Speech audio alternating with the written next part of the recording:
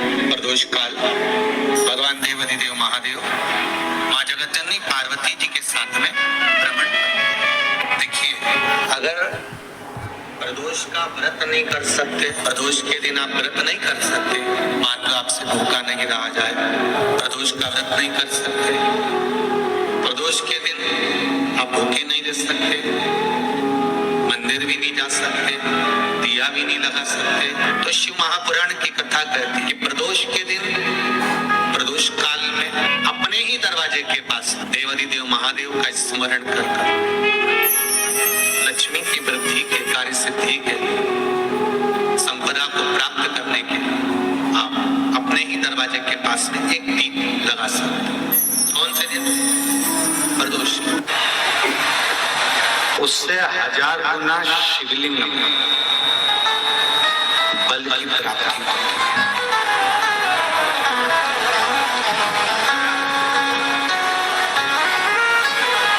प्रदोष के दिन यदि आपको कहीं से शमी पत्र मिल गया, प्रदोष के दिन यदि कहीं से आपको शमी पत्र मिल जाए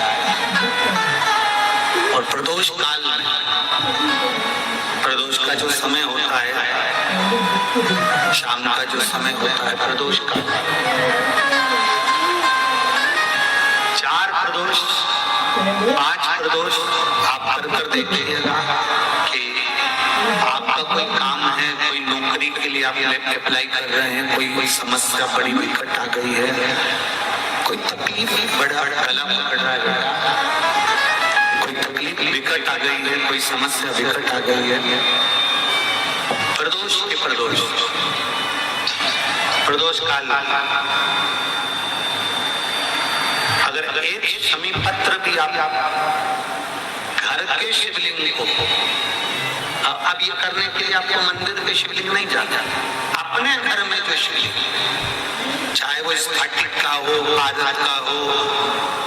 कंकर शंकर का हो, लकड़ी का हो, जो शिवलिंग हमारे घर में, कांच का हो, चाहे वो नर्मदा के कंकर का हो, नर्मदेश्वर हो, पाषाण का हो, जो शिवलिंग चांदी का हो, सोने का हो, तांबे का हो, पीतल का हो, जो शिवलिंग हमारे,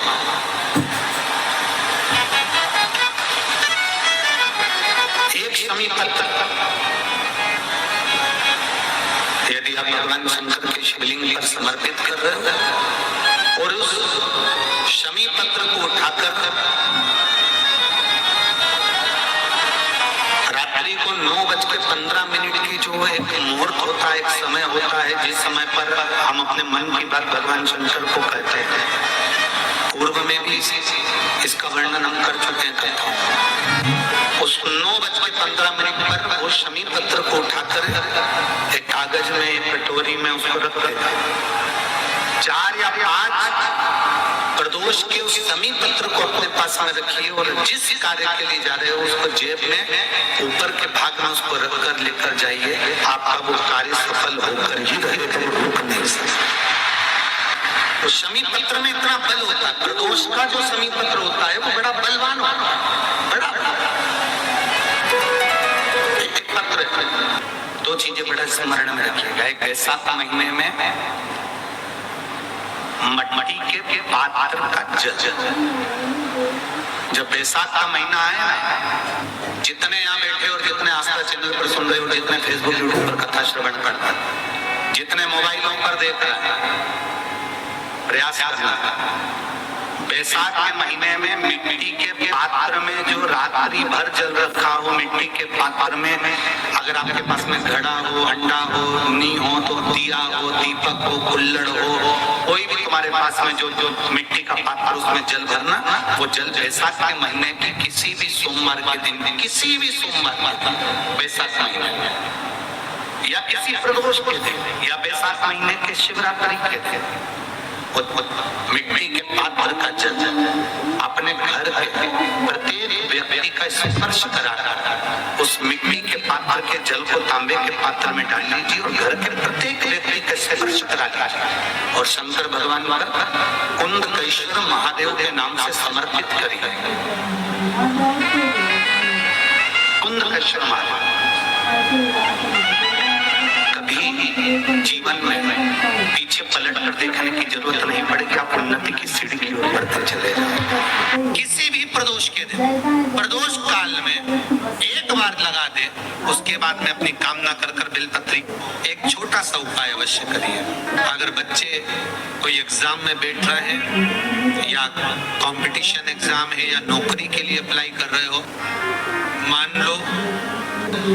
4-6 महीने से बैठे हो, 8 महीने से बैठे हो, सर्विस नहीं है, नौकरी नहीं है, तो एक छोटा सा उपाय अवश्य करिए शिव महापुराण का। महाराज बेलपत्री के पेड़ के नीचे विराजमान होकर, बेलपत्री के पेड़ के नीचे जिसको नौकरी के लिए या एग्जाम में बैठ रहा है वो जल चढ़ाए, बेलपत्री के पेड़ के नीचे थोड़ा सा दूध चढ़ाए, फिर जल चढ़ाए और अपने राइट भाग में घी का दिया और अपने लेफ्ट भाग में तिल का दिया। किसी भी प्रदोष के दिन, प्रदोष काल में एक बार लगा दे, उसके बाद में अपनी कामना कर कर बेलपत्री के पेड़ के नीचे धूप लगाकर प्रणाम कर कर जाए और चले जाए इंटरव्यू के लिए, बाबा उत्तीर्ण करा ही देगा, नौकरी दिलाए। जिस दिन रविवार की प्रदोष पड़े थे उस दिन एक लाल वस्त्र में पीली सरसों रखकर और उसके अंतर्गत कुछ भी एक, या तो बमुल का कांटा ना मिले तो गुलाब का कांटा ही उसके अंतर्गत रखिए। और मान लो कोई काम ऐसा है कि उसमें पैसा तुम्हारा आ ही नहीं गया, बहुत घाटे पर घाटा जा रहा है, नुकसान तो हो रहा है और कोई काम हो ही नहीं रहा, तो महाराज जिस दिन रविवार की प्रदोष पड़े थे उस दिन एक लाल वस्त्र में पीली सरसों रखकर और उसके अंतर्गत कुछ भी एक, या तो बमुल का कांटा ना मिले तो गुलाब का कांटा ही उसके अंतर्गत रखिए और उसको शिव मंदिर का स्मरण कराकर शंकर भगवान का नाम लेकर रू भैरव, कौन सा भैरव है उसकी भी कथा भी आने वाली है। दारुक नाम के राक्षस का संहार करने के लिए जब माता अवतार लेगी तब शंकर भगवान बच्चे का दूध रखकर रोएंगे, तो शिव जी का एक नाम होगा रू भैरव। ये भैरव कहाँ पर रहता है, तो कहा ये शमशान में रहता है। कहाँ रहता है ये भैरव? शंकर का जो एक अवतार है रू भैरव, ये भैरव अवतार शमशान में रहता है। तो इस भैरव का काम क्या है, तो कहा शमशान की जो अग्नि होती है, भले गीली लकड़ी रहे, भले उसमें कोई पदार्थ डाले ना डाले, थोड़ी देर में वो अग्नि रू आवाज, हल्की सी शमशान की जो अग्नि जलती है उसमें आवाज आती है। आप जैसे कोई अग्नि जलाएंगे तो आवाज नहीं है, ध्यान देना। शमशान में अगर लोग गए होंगे मुर्दा जलाने के लिए, तो अगर वो एकांत में बैठेंगे तो उसमें से आवाज आती है रू। तो शिव पुराण कह रही है कि उस सरसों को काटे को रू भैरव का नाम लेकर, जिस व्यापार जो नहीं चल रहा है, दुकान जो नहीं चल रही है, उस दुकान के सामने उस व्यापार के सम्मुख में उसको जला दिया जाता है। ये करा जाता है रवि प्रदोष के दिन। कौन से प्रदोष? रवि प्रदोष के, जो सुख का भान करा, व्यापार की उन्नति के लिए, समृद्धि के लिए, लक्ष्मी के लिए इसका प्रयोग किया है। तो यहाँ पर दारुक नाम का जो असुर है, दारुक नाम का जो राक्षस है, उसका एक ही कहना है कि मैं मरू, मना नहीं है ब्रह्मदेव पर को। नंदी का एक पांव ऊपर होता है, आप लोग दर्शन करे होंगे शंकर जी के मंदिर में नंदी के, तो नंदी का एक पांव उठा हुआ होता है, एक पांव नीचे की ओर होता है। हड्डी से जुड़ा हुआ रोग, नेत्रों से जुड़ा हुआ, मस्तिष्क से जुड़ा हुआ कोई रोग रहता है, तो एक नीले कलर का फूल आता है हमारे पास। उस फूल में हल्दी डालकर गुरुवार का प्रदोष पड़ने पर जो नंदी के पांव के पास समर्पित कर देता है हमारा, उसका रोग धीरे धीरे समाप्त होने लगता है। लिंग पुराण कहती है कि नंदीश्वर भगवान के सामने जो पुष्प समर्पित करा जाता है उसको, ये तो लिखा था स्कंद पुराण और शिव पुराण। लिंग पुराण कहती है जो फूल आपने समर्पित करा उसको लाकर पानी की बाल्टी में डालकर आप स्नान भी कर सकते हो, उससे भी हड्डी के जितने रोग होते हैं उसमें आराम लगने लगा। जैसे कहीं शरीर नहीं चल रहा, हाथ झुंड पड़ रहा है, हाथ काम नहीं कर रहा, हाथ में झुंझुनी आ रही है, कंपन आ रहा है, जैसे मान लो कोई काम, चाहे वो शनिचरी प्रदोष हो, चाहे रविवार की हो, सोमवार की हो, मंगल की हो, बुधवार की हो, गुरुवार की हो, शुक्रवार की हो, शनिवार की हो, कोई भी वार की हो, प्रदोष, प्रदोष काल में शाम का समय सूर्य डूब रहा हो, बस डूबा ही हो, और उस समय पर केवल 3 दिन ऐसे रहेंगे, 3 बार ऐसे रहेंगे, 3 तिथियां ऐसी रहेंगी, 3 समय ऐसा रहेगा जिस समय पर तेरे द्वारा निर्मित शूल को भी शिव धारण करेगा और जगत का कल्याण करेगा। 3 दिन, 3 तिथियां, 3 बार, 3 नक्षत्र, 3 घड़ी, 3 पल।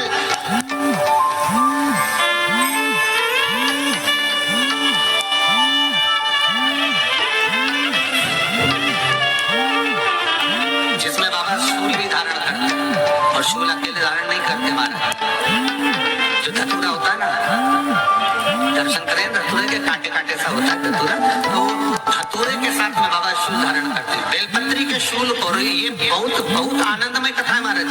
जी, जिसके जीवन में हमेशा कांटे ही मिले हैं। बेटी बड़ी हुई तो घर में मायके में दुख देखा, और मायके से गई ससुराल में तो ससुराल में दुख देखा। ससुराल में भी दुख देखने के बाद में भी पति को बहुत कुछ काम खुलवाया, बहुत धंधे खुलवाए, नौकरी लगवाई, पर वो पति बार बार छोड़ कर आ गया, बार बार तकलीफ भोग रहा है, बार बार कष्ट भोग रहा है। फिर थोड़े दिन काम करता है, थोड़े दिन छूट जाता है, फिर व्यापार में बढ़ता है, फिर छूट जाता है, फिर कोई दुकान खुल गई, थोड़े दिन अच्छी चली, फिर वापस वहीं घर पर आकर बैठ गया। अर्थात उसके जीवन में वो शूलता चल रही है। तो बाबा देवाधिदेव महादेव कहते हैं कि 3 घड़ी 3 पल 3 नक्षत्र 3 समय 3 दिन में जो शूल मुझे समर्पित करता है, उसके जीवन से मैं शूल हटा देता हूँ। वो 3 दिन लिखे स्कंद पुराण।